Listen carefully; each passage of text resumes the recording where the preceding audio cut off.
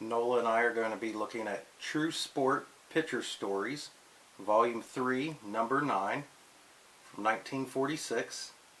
This book is 74 years old. I guess these are all true sports happenings from the 40s and before. It's got horse racing, swimming, boxing, small boats, Mexican baseball.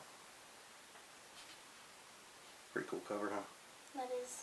Those are all drawings, but that's an actual picture. That's awesome. This used to be somebody named Bill. Bill A. wrote his name on the comic. Covering the sporting world.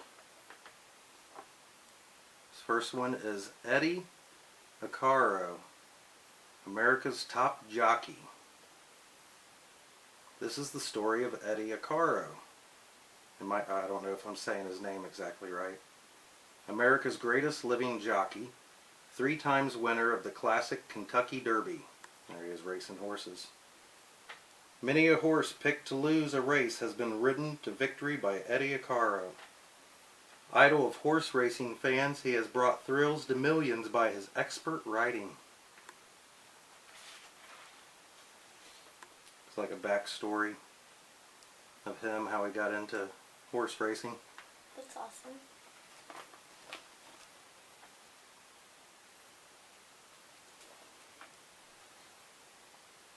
These other kids are telling him, "Go on, go home. You're too little to play in this game." "No, I ain't. I can hit better than any of you." "Go on, play with kids your own size." So everybody picked on him for being small. Now a lot of horse racers, those professional jockeys, they have to be small. That way they don't weigh the horse down. You know what I mean? They got to be light. So what used to be something that worked against him, worked for him later in life.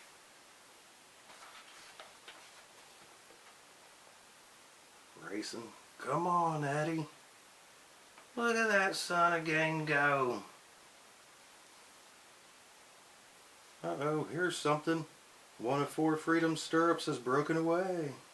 Acaro is having trouble staying in the saddle. They're riding through it. It says, yes, a good jockey can make $10,000 to $25,000 in a season. Sometimes more. If you live moderately, you can save enough to retire. Champions from the Jungles. The amazing story of the Spence brothers who learned to swim in the Guana jungles and ended up world champions. So it looks like 3 brothers who learned to swim in the jungle. That's awesome. Born in Christiansburg, British Guiana, of Scotch Indian parentage, the 3 Spence boys, Walter, Wallace, and Leonard, learned to swim at an early age in the dangerous Demarara River. "I'll beat you to the other side. You're on." Little leopard up here. Them boys are swimming in the river.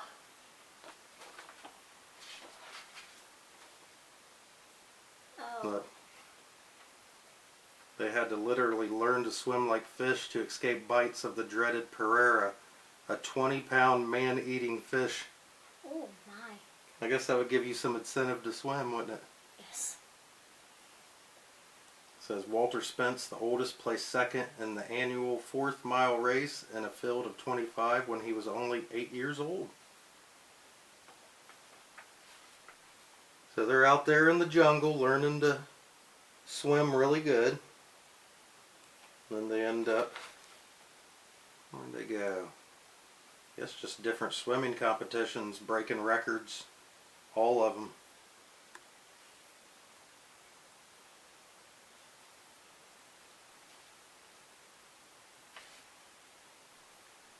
Yep, it's continuing on, breaking records after records after records after records. The champs who came up from the jungles. The fighting cowpuncher. Keep your eye on Reuben Shank, the Colorado cowboy who may become the next middleweight champion, by Charles Wessel. Reuben Shank, fighting Cowpuncher. My sure aims to rope that old crown.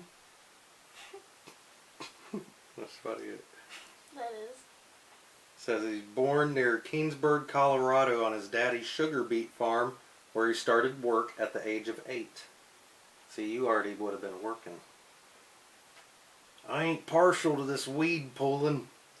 He says, I don't like pulling weeds. I ain't partial to the weed pulling. Totally fearless and still a youngster, Rube learned to bust broncos at a nearby ranch, which are like wild horses.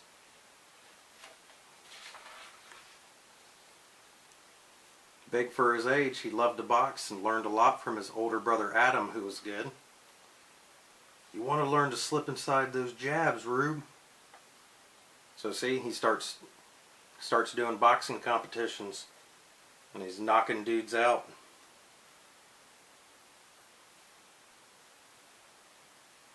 Yeah. Just knocking dudes out. In the meantime, his brother Adam was in the Army, winning all his bouts in the lightweight class. Oh, he's doing boxing in the Army. Only to pay the supreme sacrifice on the battlefields of France. So his brother got killed in the war. Oh, and Rube had joined the Coast Guard, so he was in there too, fighting in the Army. And then he got out and he's busting dudes up, and he might be the next middleweight title champion. We'll have to look on Wikipedia or Google and see if he ever was. Probably he was. Boys Club of Washington. Look at all those dudes. All those young fellers. Some young kids. They're all grandpas now and great grandpas, aren't they? Mm-hmm. Oh, they're the brothers. All them young boys. Stalking Wildlife with a Camera by Leo D. Harris.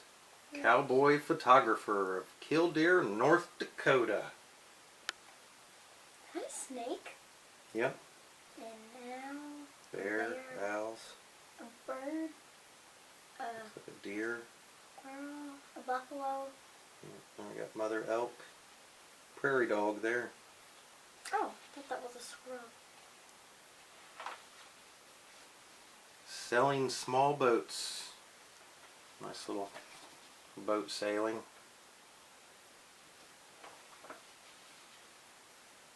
Giving her all she'll take.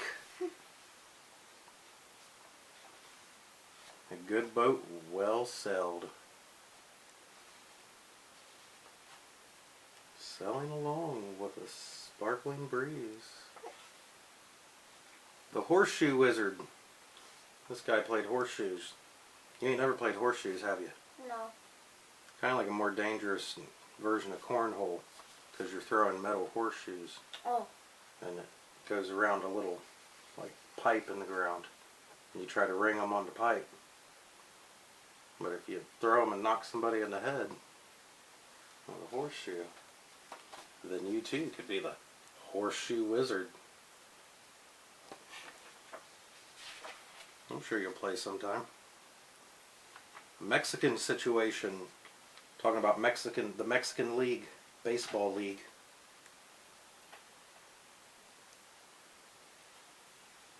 Eight teams in the Mexican League. Mexican Baseball League.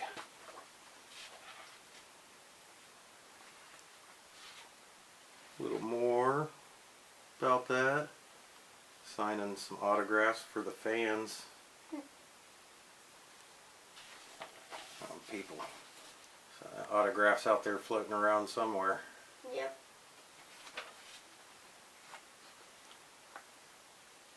Eddie Plank, the boy from Gettysburg, Pennsylvania, who rose to baseball's Hall of Fame. The Hot Stove League with Thornton Fisher. There's another baseball story about a fella named Eddie. It's got a lot of text. It would take us a while to read through all that. Yes, it does. Dauntless Duelist The world's hardiest sport.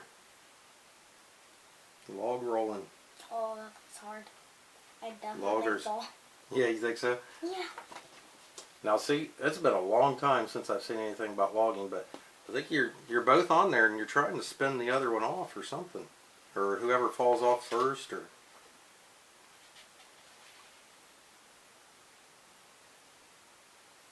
yeah, you reverse the directions of the spins and it's pretty wild, huh? I remember at that ninja thing that you had to roll backwards and frontwards. Yeah, It's that was kind of like a that. yep, a version of that. You know what I mean? That was But pretty easy.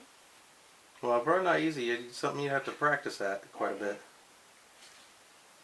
And they're off, these modern Paul Bunyans, who just as soon fight as eat and whose sports are on par with their other activities.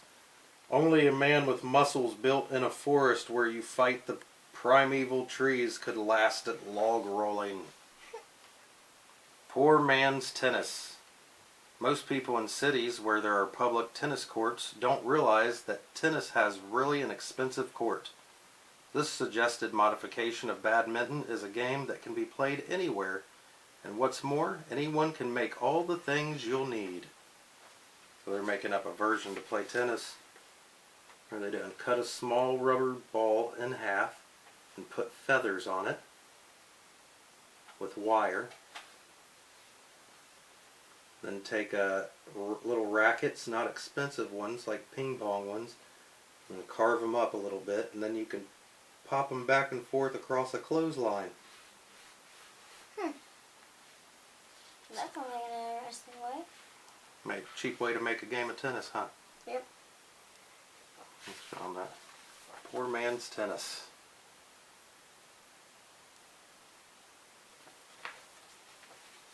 Something some people could be doing right now in their backyards, huh?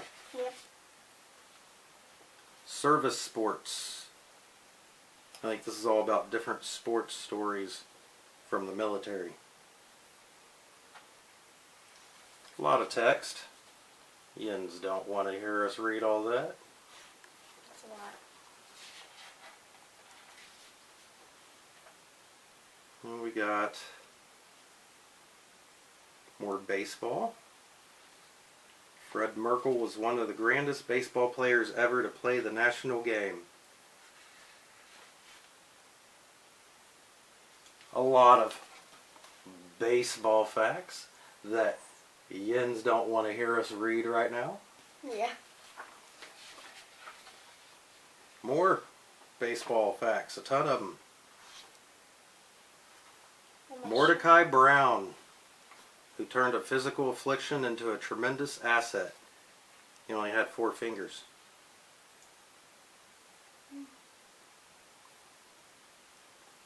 Oh, but see, he had 3 fingers and a thumb, so technically 3 fingers on one hand. It says, better known as Three-Fingered Brown, one of the greatest baseball pitchers. Well, that sounds awesome. I wonder if we're related to him.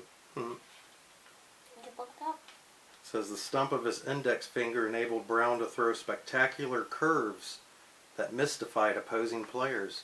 So he used it to his advantage. It could throw these weird curveballs and people had a hard time hitting them when he pitched. Benny Leonard, regarded by millions as the greatest of all lightweight champions.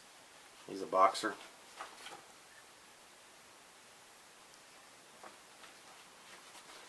What is this? Benny literally fell into the fight game when as a youngster he sneaked through a skylight and perched on a rafter to watch a bout. He became so excited that he slipped and plunged into the ring. Oh. He climbed up through the rafters up there by the ceiling and slipped and fell off into the ring. That was his first time in a boxing ring. And then he grew up to be a professional boxer. That's crazy.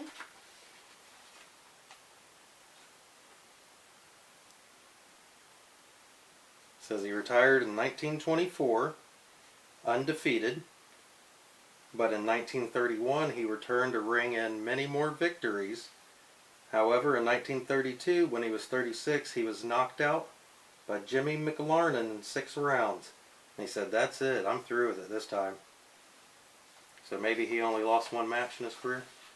More boxers, bare knuckle boxers with no gloves, Oh. socking each other in the dome piece. More boxing fellers. Well, it looks like on the other page, you won't believe it, but the world's endurance swimming record, 100 hours, is held by a legless man, Charles Zimmy.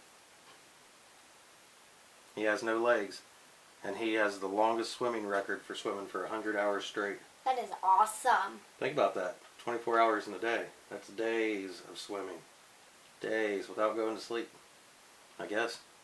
I don't think you could sleep. You know what I mean? Swim. Yeah, you can't sleep in the water.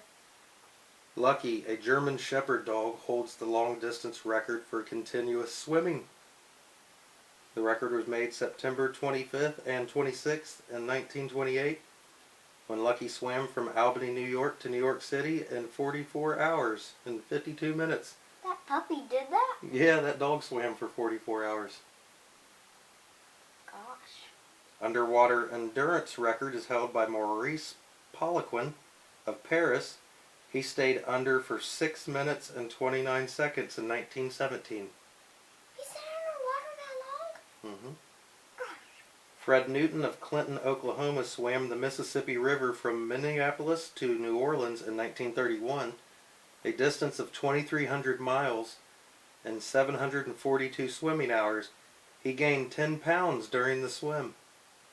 742 hours? 742 hours he swam. Gosh.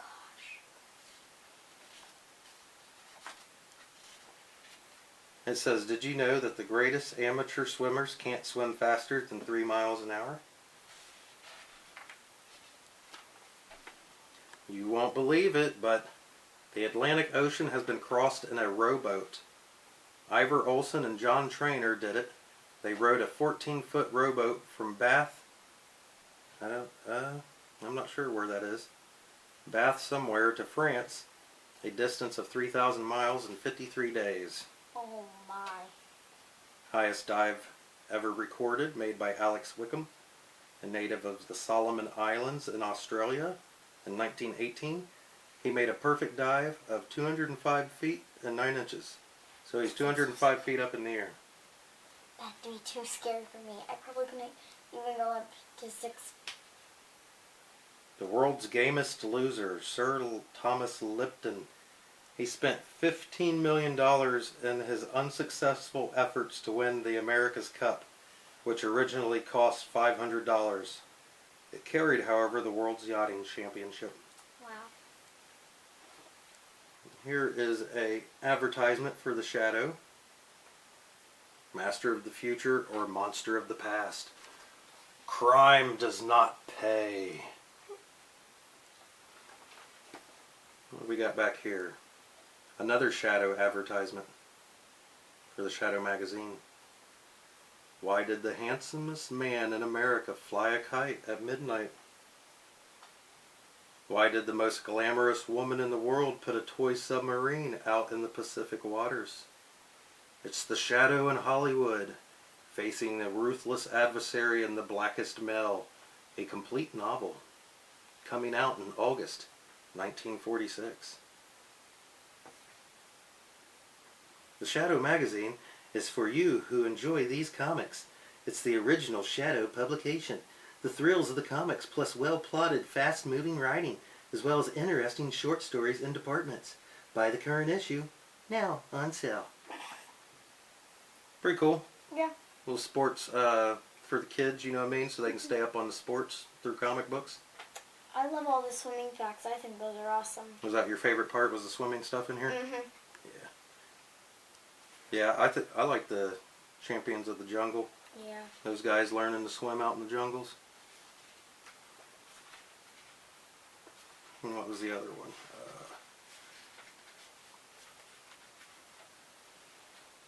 Well, those facts were pretty cool too, huh? The different little short facts. Yes. Oh yeah, fighting cowpuncher was cool. I sure aims to rope that old crown.